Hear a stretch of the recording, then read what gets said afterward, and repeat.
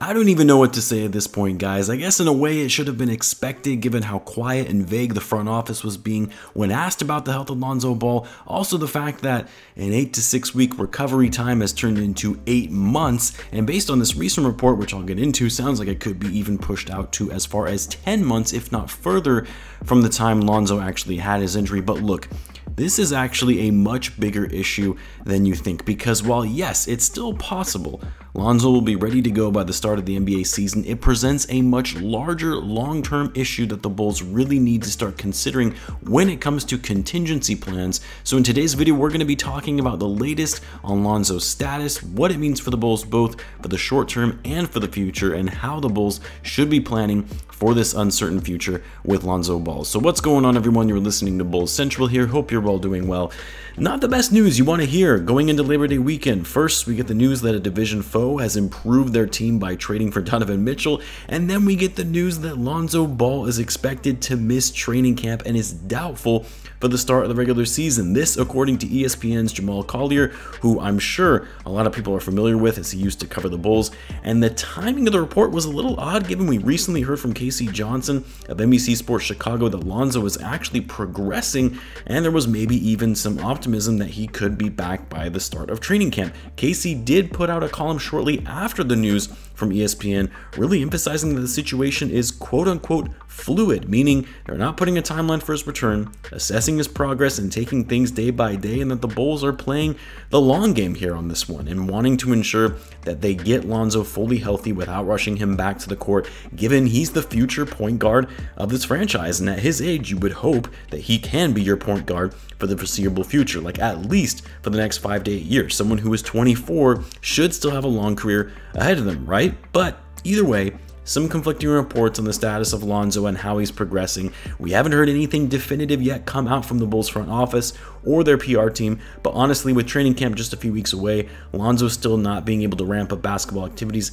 yeah, this likely means he's missing training camp at a minimum. Now, how did we get here? A quick recap, which I have shared before in past videos, but Lonzo Ball in mid-January suffered a knee injury that appeared to be minor as was initially reported. It then later came out after an evaluation on the knee that he had in fact torn his meniscus in his left knee, which was the same knee he had surgery on for the same surgery back in 2018 between his rookie and sophomore year with the Lakers. Lonzo opted for the surgery, and the timeline for his return was set to be 6 to 8 weeks from the point of the operation, which would have put a return to action for Lonzo between mid to late March, back in time in advance of the playoffs. Well, of course, that didn't happen. His return date kept getting pushed out. To make matters worse, a bone bruise that he suffered prior to tearing his meniscus was causing him discomfort whenever he would start ramping up his rehab.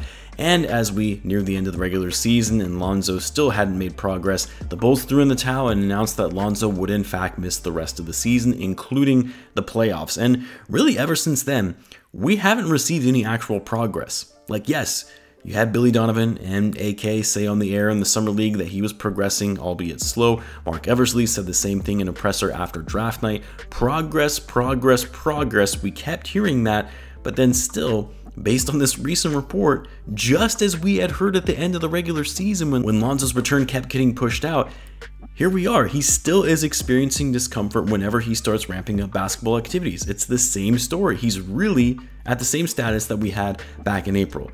Now, what does this mean for the short term as it relates to this Bulls in the upcoming season? Well, the obvious answer is the Bulls are in trouble if he has to miss even a portion of the season. Like, with the way teams throughout the Eastern Conference have improved in making impactful moves to their roster, the margin of error for the Bulls is very little as it relates to positioning themselves in the East standings to avoid the play-in and even making the playoffs. I'm not saying that that's going to happen. I still think the Bulls will no question make the playoffs, even if it is by way of the play-in. But I'm more so just saying that the continuity factor that the front office continues to emphasize needs to be there for damn sure, or needs to be at least close to it anyway, for the whole season if they want to be able to compete with the rest of the East. And if Lonzo is out for the start of the season, say it's even for the first 10 to 15 games, it may not seem like a big deal, right? Well, need I remind everyone that the Bulls went 19-22 in the second half of the season. They went 19-22 after Lonzo Ball played his last game with the Bulls, whereas they were 27-13 before that.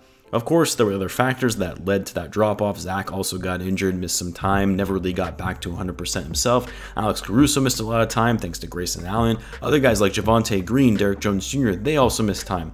And so to go 10 to 15 games though without Lonzo could mean the difference between, say, being a 5 seed versus a 7 or 8 seed.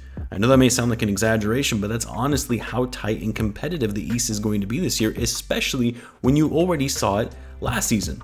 But anyway, the impact that Lonzo provides to this team, when you look at his on-court, off-court numbers, and on both ends of the floor, it's pretty clear the Bulls are an absolutely different team when Lonzo is in the lineup.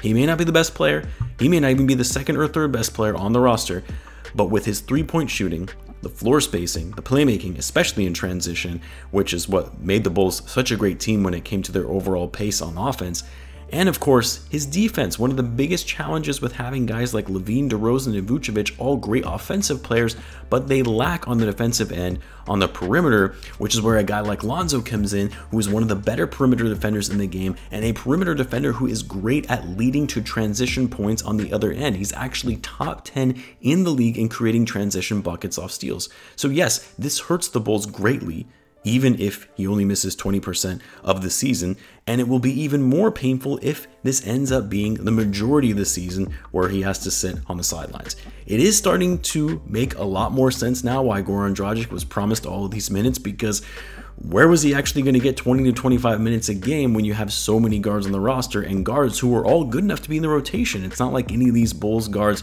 are Matt Thomas out there.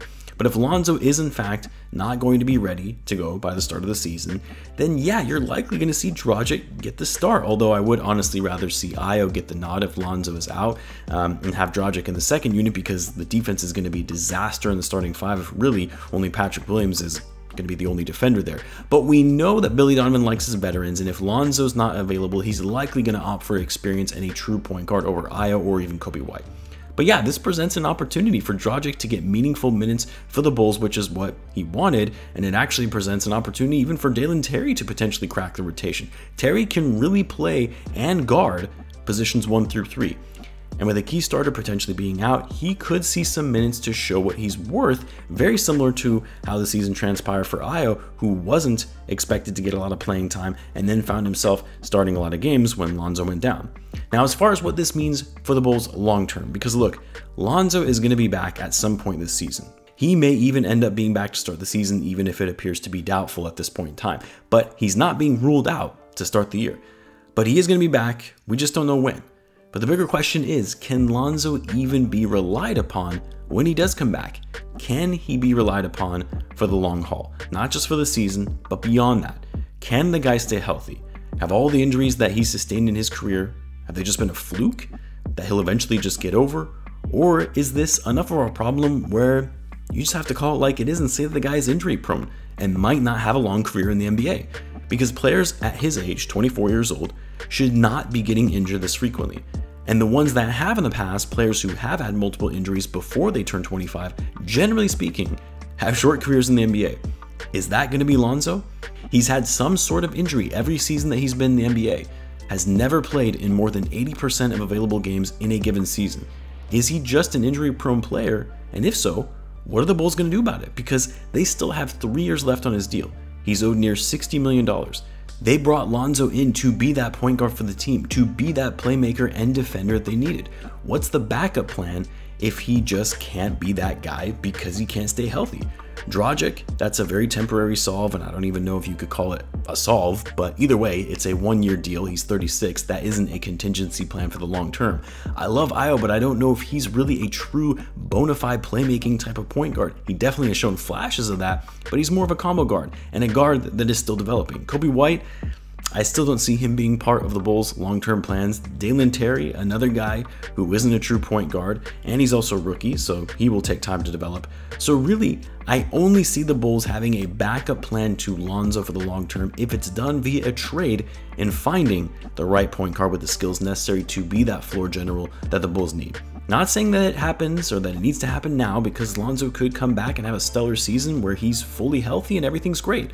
But if we go through another season where Lonzo plays less than half the year, yeah, in the offseason, it's time to start exploring other options and being serious about it. What would that look like? Well, that's what I want to hear from you guys. What do you think the Bulls should do in the event of a needed backup plan for Lonzo Ball? Let me know in the comments, and as always, be sure to subscribe if you're a Bulls fan, as I do post daily Bulls content. Thanks again for tuning in, guys, and I'll catch you in the next one.